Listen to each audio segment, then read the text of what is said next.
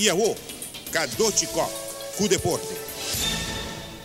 Aunque no merece. De pelea ya sabe cuando Maidana Mayweather Jr. gana $4.800 por segundo, cuesta casi $900,000 por minuto e mais que 2,5 milhões por round.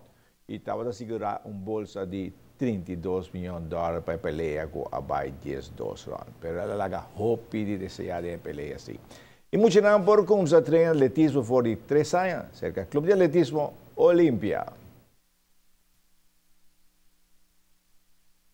Esse aqui é o grupo de muitos entre 3 e 5 anos que começa a praticar atletismo. Naturalmente, tem muito com sua atenção, tem que ter ligeiro, mas para o jovem coach, Candy Cruz, não tem problema. Ele está lá ganhando e está seguindo com seu treino, já que ele passa bom com o muito não. Ito basta leuk na comienzo, sora não tá tiki, pero ora não começa a virar hobby. Ya, ito dolor de cabeça, sora me não tô acostumar, pero pouco a pouco vou acostumar e me tô buscar na internet que eu passe com nandes, me dá assim diferente wega com nandes, não gosta.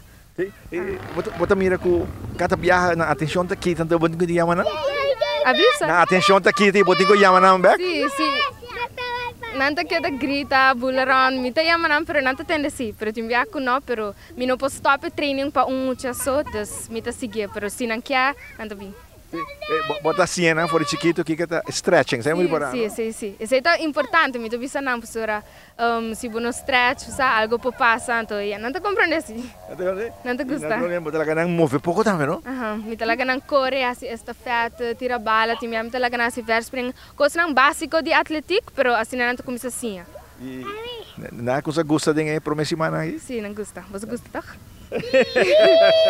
Pero para você tá algo bonito, algo novo, para você, como te sentiu? Ora me vira grande, me tá pensando de estudar algo de deporte, dus aquilo ajuda-me no meu futuro.